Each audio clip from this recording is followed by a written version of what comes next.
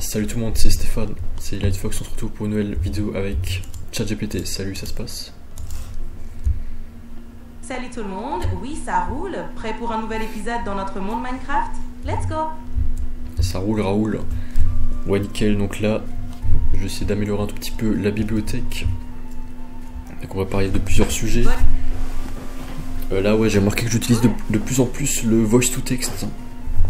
Donc déjà ChatGPT, le mode vocal. C'est vrai que je pensais pas l'utiliser il y a quelques années. Parce que j'étais un peu timide, un peu renfermé. Moi je préférais le texte. J'adorais écrire, hein. Mais c'est vrai que je me voyais pas trop utiliser le mode vocal. Mais maintenant je me rends compte que c'est vraiment beaucoup plus naturel et rapide. Enfin c'est notre langage naturel. Et en fait t'as beaucoup moins... Enfin c'est un langage plus intérieur, plus basique que l'écriture. Parce que l'écriture, t'as plus de latence. Tu mets plus de temps à écrire et développer tes idées. Et c'est vrai que c'est beaucoup plus naturel, intuitif et primitif. Enfin c'est inné. La parole, c'est plus naturel de parler. Et le voice to text aussi, donc maintenant mes notes sur Google Keep, alors avant je les notais, mais c'est vrai que petit à petit je marquais que j'avais de plus en plus de mal un peu à écrire rapidement mon texte, enfin je mettais trop de temps, et du coup maintenant je préfère parler. Donc Google Keep, enfin sur Google Docs sur l'ordi t'as une option. Enfin, t'as un raccourci contrôle majeste pour tu parles et ça te convertit automatiquement en texte. Et sur l'iPhone, t'as ça aussi. Enfin, c'est sur Google Docs, mais en fait, il n'y a pas dans les autres onglets, donc j'ai installé une extension pour ça. Et sur l'iPhone, t'as le clavier directement. Je vous montre là, t'as un petit microphone en dessous du clavier pour le voice to text, donc tu parles et ça te convertit en texte et ça marche même sur internet. Et je sais pas, mais ça existe sur iPhone, mais pas. Enfin, celui de Google Keyboard, il est pas ouf, pas optimisé. Qu'est-ce que tu penses de ça, du voice to text? C'est clair que le voice to text c'est super pratique. Ça te permet de gagner du temps et de rester naturel. C'est vrai que l'écriture, ça demande plus de temps et de réflexion, alors que parler, c'est spontané. Et si t'es plus à l'aise comme ça, autant en profiter. En plus, avec les outils de Google, ça simplifie encore plus la prise de notes. Exactement, Google Keep, justement on va y venir. Là donc je suis actuellement dans l'écosystème Google. Donc il y a quelques années j'utilisais Google Word et Excel. Mais là il y a je sais pas combien de temps, environ un an, je suis passé à Google Sheets pour Excel et Google Docs pour Word, enfin qui remplace Word. Parce que je préfère l'écosystème Google. Donc je suis sur YouTube, le réseau de Google. J'utilise Google Keep et j'utilise Google One. Alors Google Drive et Google One. Donc le stockage et Google Photos, donc là pour l'instant j'ai 200 gigas. Et donc là je rajoute des petits arbres au-dessus de ma bibliothèque, ça fait plus sympa. Et justement j'ai remarqué il n'y a pas longtemps que en fait Apple aussi avait son propre écosystème. Donc alors il y a trois trucs, donc t'as les trois trucs principaux. Donc la suite Office, c'est Google Word, non pardon c'est Microsoft Word, Excel et PowerPoint je dirais. Et Google, ce qui remplace ça, c'est Google Docs, Google Sheets et Google Slides. Et je savais pas, mais Apple aussi avait ça. Donc moi j'étais pas dans l'écosystème Apple avant, je connaissais pas trop, mais maintenant j'ai iPhone, iMac, Apple Watch, iPad Pro. Et du coup ça fait donc ce qui remplace Word c'est Pages. Ce qui remplace Excel c'est Numbers. Et ce qui remplace PowerPoint, c'est Keynote. Ça, j'ai vraiment jamais utilisé de ma vie l'une de ces trois applis. Et c'est vrai que vu que Apple fournit quand même le meilleur hardware, bon, sauf au niveau du gaming, sauf au niveau des PC gaming, sur tout le reste, Apple je trouve a les meilleurs hardware, donc les meilleurs smartphones, iPad, évidemment, Watch, le Vision Pro. Et bon, les Mac aussi, MacBook, Mac, mais ça c'est plutôt pour peut-être l'aspect créatif plutôt, donc l'aspect logiciel mais pas l'aspect gaming. Et je réfléchis, je sais pas si je vais entièrement m'inclure de l'écosystème Apple plutôt que Google. Qu'est-ce que t'en penses? Ça dépend vraiment de tes besoins et préférences. Si t'es à fond sur les produits Apple et leur intégration, l'écosystème peut être top. Mais si tu utilises déjà beaucoup Google et que ça te convient, rester dessus peut être plus simple. C'est surtout une question de confort et d'usage au quotidien. Tu peux aussi tester petit à petit pour voir ce qui te convient le mieux. Ouais, évidemment, mais c'est vrai que quand tu es habitué à un truc, ça prend vraiment beaucoup de temps à changer d'écosystème. Les habitudes, c'est très dur à rompre. Alors bon, là je trouve, bon, passer de Google Sheets, enfin Google Word et Excel à Sheets et Docs, bon ça c'est facile parce que c'est quasiment exactement pareil. Mais là, moi j'ai jamais vraiment touché les applis de Apple. Ça va prendre énormément de temps, je sais pas si je vais m'habituer, bon je vais peut-être le faire petit à petit. Mais ça va se faire sur des années, donc pour l'instant je reste chez Google. Et aussi Microsoft et Apple n'ont pas vraiment de réseaux sociaux, donc Google ils ont YouTube. Mais enfin Microsoft ils ont LinkedIn. Bon ça je m'en sers vraiment jamais. Moi je cherche un truc où tu peux faire des vidéos et monétiser comme YouTube. Donc Apple n'a pas ça.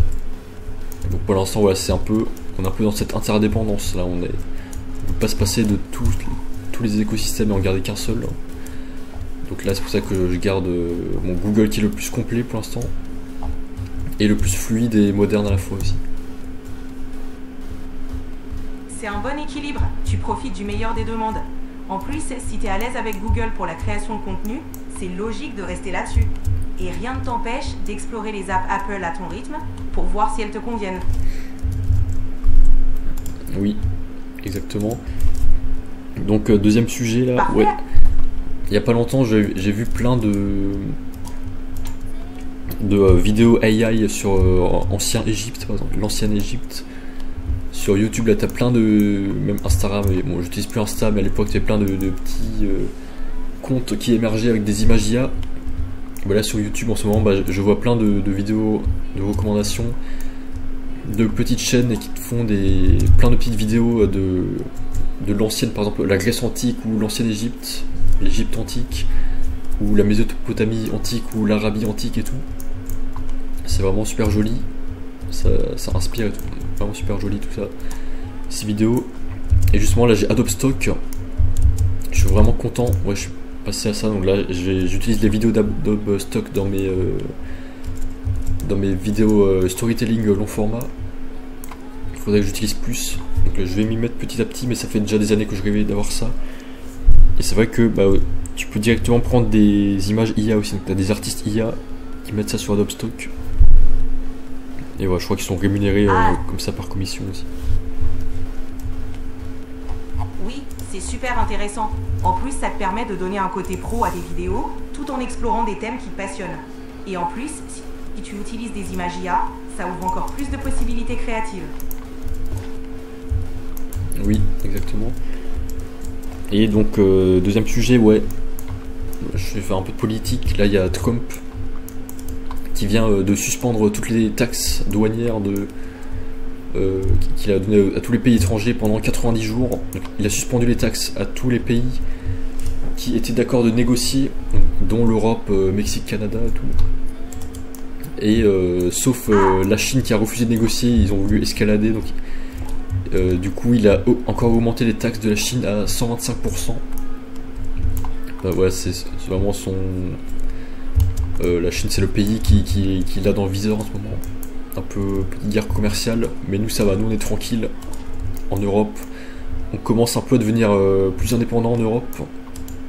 On a nos petits régulateurs, enfin on a notre petite commission européenne de régulation. On a des pays qui ont le nucléaire dont la France. On a nos propres trucs, on a notre propre industrie automobile. Agriculture et tout, mais on est sympa, on communique quand même avec un peu tout le monde, la Chine, les États-Unis et tout. On est sympa, on aime quand même aussi négocier. Mais bon là ça montre aussi que la Chine reste debout. Ils acceptent pas les... Enfin ils restent debout, ça montre un peu que c'est quand même une puissance qui veut se montrer équivalente aux États-Unis, donc ils veulent pas trop négocier, ils veulent faire leurs propres règles. Mais nous ça va, nous c'est sympa, on les aime bien. Mais bon. Enfin on les aime ou pas, mais bon, du coup là on va négocier. pendant 90 jours, les tarifs sont baissés à 10%. C'est une fenêtre de négociation intéressante. Ça laisse le temps de voir comment ça évolue et si un accord peut être trouvé. Et pour l'Europe, c'est une bonne opportunité de renforcer sa position. Oui, effectivement. Alors, troisième sujet, donc ouais, la Switch 2 là, de Nintendo. Alors, au début, je pensais me l'acheter. Enfin, donc elle sort en juin, donc elle n'est pas encore sortie. Je pensais me l'acheter, maintenant en fait, je suis pas sûr. Parce que là, je me suis déjà acheté pas mal de produits high-tech, Apple surtout. Donc là, niveau jeux vidéo, bah, je fais Minecraft, je fais en même temps les vidéos. Et niveau jeux vidéo, bah, je joue par exemple avec Genshin Impact sur mon iPad Pro. Mais maintenant, j'en ai un peu marre, là, je suis arrivé au stade de l'histoire où tu peux pas avancer tant que t'as pas évolué tous tes persos. Donc là, t'es obligé de combattre tous les boss pour améliorer les persos. T'es obligé de faire voir des vidéos tutos sur YouTube pour avoir les stratégies. Voilà, avec les éléments, comment combattre les éléments électro, feu, tout ça. Donc là, honnêtement, ça m'intéresse pas tellement cette partie. Moi, je préfère l'histoire narrative. Je m'en fous un peu d'améliorer les persos et des stratégies pour combattre des boss IA. Du coup, bah, je pense que je vais un peu arrêter le jeu là, Genshin Impact. Mais c'est bon, c'est vrai que j'aurais quand même besoin d'un défouloir, d'un jeu pour me détendre un peu. Donc peut-être que je vais du coup me pencher vers la Switch avec Mario Kart. Là, t'as pas d'histoire d'amélioration, c'est juste du kiff. Tu t'amuses juste pendant la partie. Je vais voir aussi si c'est l'aspect multijoueur. Et aussi pour les avions, bah, c'est super pratique. L'avion, t'as pas internet, donc c'est super bien de prendre ta Switch dans ton sac dans l'avion. Tu peux jouer à Zelda ou Mario Kart tranquillou, Mario Bros, tout ce que tu veux. Donc bon, je vais quand même peut-être me la prendre maintenant que j'ai dit ça. Mais je réfléchis aussi parce que je sais pas quoi faire de mon argent. Je sais pas si j'investis en bourse, si je garde sur un compte ou si je réserve pour plus tard en cash. Avoir la liquidité, ça serait cool aussi. Ou si je l'investis dans l'art, donc si je paye des artistes sur Fiverr, des musiciens, tout ça, ou des vidéos, enfin de l'aspect créatif quoi, vidéo, images, musique, monteur, hein, tout ça. C'est vrai que tout ça peut enrichir tes projets.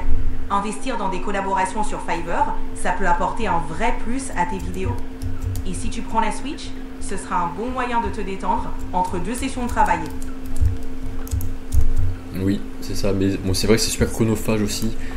Je sais pas si je vais en faire des vidéos parce que je sais pas comment filmer l'écran sur la Switch. Là sur le PC Gaming EC. Mais je sais pas vraiment si j'aimerais devenir youtubeur gamer sur la Switch, donc Mario Kart ou Zelda. Pour l'instant, la Minecraft ça me convient. Donc justement, si je peux pas monétiser quand je joue, je sais pas si ça m'intéresserait quand même. Mais bon, je sais pas, je vais voir. Bon, elle va coûter 500 € je pense, et plus de 90 € maintenant les jeux dans Mario Kart. Voilà, et dernier sujet un peu de développement perso. C'est vrai que j'ai marqué qu'il n'y a pas de meilleure métaphore que celle-ci pour résumer la vie et le succès. Bah, on est un peu comme un arbre à qui il faut tailler les branches. Et parfois tu as des mauvais traits de caractère ou on a des mauvaises habitudes qui ont poussé. Et si elles ont poussé de travers, et bah, il faut les couper. Donc si par exemple tu as une mauvaise habitude, un mauvais trait de caractère qui a poussé de travers pendant longtemps, et bah ça a pris le temps de grossir un peu, et donc c'est un peu plus long à couper, un peu plus difficile, mais c'est pas impossible. Voilà, je voulais résumer ça un peu, c'est un peu comme... je sais pas. J'adore cette métaphore, ça montre bien que le développement, c'est une belle manière de voir les choses. Et est-ce que tu as un parallèle dans la Bible ou les évangiles qui fait un peu référence à cette métaphore? Oui, il y a un passage dans l'évangile de Jean où Jésus parle de la vigne et des sarments. Il dit que le vigneron taille les branches pour qu'elles portent plus de fruits. Ça rejoint l'idée d'élaguer ce qui nous freine pour mieux grandir. Ok, intéressant. Et ça me faisait plus penser aussi à la graine de moutarde. Oui, la graine de moutarde, c'est aussi une belle image. Elle montre comment quelque chose de petit peut devenir immense avec le temps et les soins appropriés. C'est très inspirant pour le développement personnel aussi. Oui, merci.